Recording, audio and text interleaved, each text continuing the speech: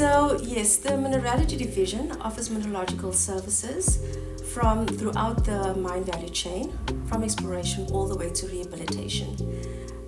We have mineralogical techniques and skills are used to characterize ore from primary and secondary resources, and in context of beneficiation.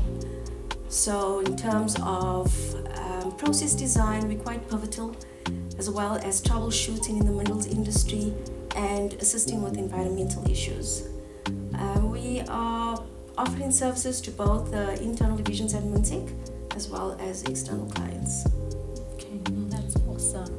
So when I went through your strategy, I think I came across the word value proposition. So that's exciting for me as a marketer. So your division has a clearly defined value proposition. Can you please share it with us and what it means for with regards to how does it contribute to the Mintek 2030 strategy? Right, so the value proposition is unlocking value through mineral science innovation and specialist services. How this is related to Mintek's strategy is that many of our programs are involved in mineral productivity, production and efficiency, as well as waste valorization. So the value proposition is posited on improving our current service offering, as well as establishing and fostering current minerals industries. I think that is essentially in a nutshell. Okay, no, that's awesome. So you also talked about programs. Can you please maybe take us through your key programs going forward? So we have 4 programs. The one main program is our process efficiency. So that is very much related to our current offerings. We also have a waste valorization program, as well as method development and a mineral intelligence program. The mineral intelligence program is relatively new, and that is really just in support of South Africa's minerals resources as a whole. The other programs are more related to better utilization of South Africa's minerals resources. The programs that we are running has been running over the past 3 years, and essentially the key point of our programs is to be able to offer predictive modeling. So that is what we are aspiring to do, and also develop emerging technologies. Okay, all right. So let's talk about differentiator. What makes you different from your competitors? I think, considering that Mintek is leading in the minerals industry, we have a range of technologies, state-of-the-art technologies in our division. We are also well supported by 8 other technical divisions that offer expert services, as well as a global footprint. So that has already given us some competitive advantage in some way. The latest development that we've had is predictive modeling, and I do believe that will set us apart from our competitors in the near future. Excellent.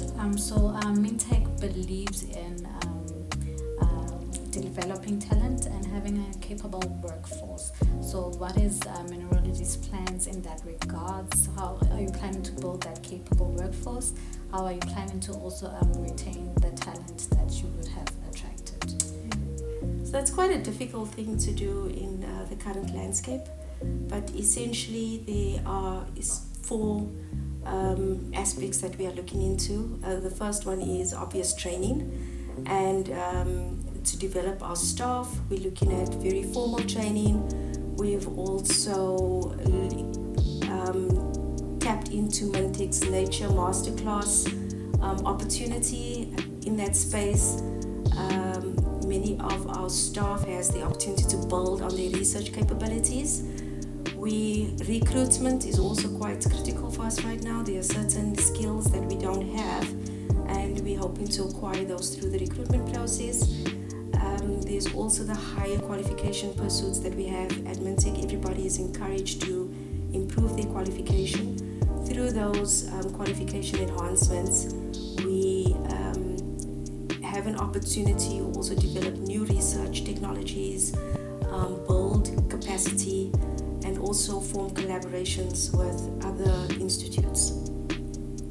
And then another area that is also quite key at Mintek, which makes it quite easy, is that we've got a cluster system, and we also have other divisions that we could work with. So collaborative learning is an area that we are building on. So we do think that there is a great space for team building.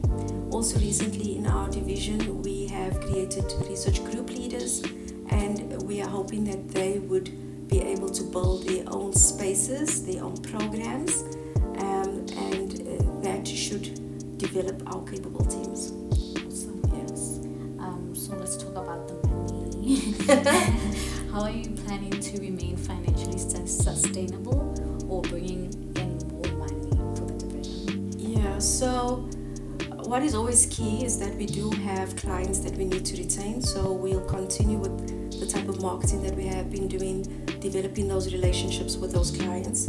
But also there is also opportunity for us to look into new industries, considering the current market right now is in the minerals industry. There isn't that much growth. So looking at construction industries and fertilizer industries, as well as remediation. I've previously spoke about the environmental aspects, and I do think that there is opportunity for us to grow in those spaces. Another area that we also need to look into is changing our pricing model to some extent. Instead of doing quite a bit of these routine services, we do have highly capable people, teams in our division, and I do believe that through consultations and as early on I also spoke about modeling capabilities that we're developing, I do believe that we'll be able to change our pricing model in some way. Developing also key technologies really does open up the space for us to be global. We'll then be able to re-look at our business model and take those technologies across our shores. Currently, our division is local based. A lot of the work that we do is for South Africa and neighboring countries. But we do think that through developing these technologies, we'll be able to have a greater reach outside our borders. Yeah. Excellent. So, can you maybe give us timelines you plan to achieve all this in the next how many years? Yeah.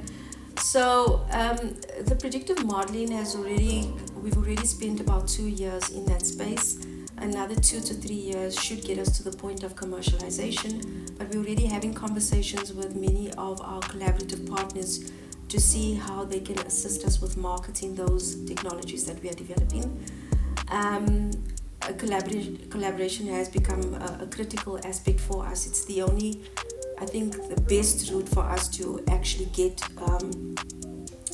ourselves out of this local space and to be able to collaborate globally and to be able to tap into funds that we haven't tapped in recent years. No, I think from my side we've touched on everything. We've touched on talent, we've touched on financial stability and your plans for the next coming years. So I don't know from your side if there's something you'd like us to touch through. Okay. Highlight maybe. I think what I just like to point out is that there's a lot of change happening in the division. We really do not want to continue doing things as we've done in the past. We know that it's not financially sustainable. We also want to open up avenues in the global space. We haven't been playing in that area, and I do think that all the programs that we have put in place is setting us up for those greater opportunities that we can actually tap into them. There is also a bigger space that we need to play in as a division in assisting the South African demographic in terms of training. There's opportunities there for us as well, and also in the mineral intelligence space. I think that is an area that we're starting to grow now, to be able to understand the resources of South Africa and being able to better manage those resources. I think that is a critical role for us to play.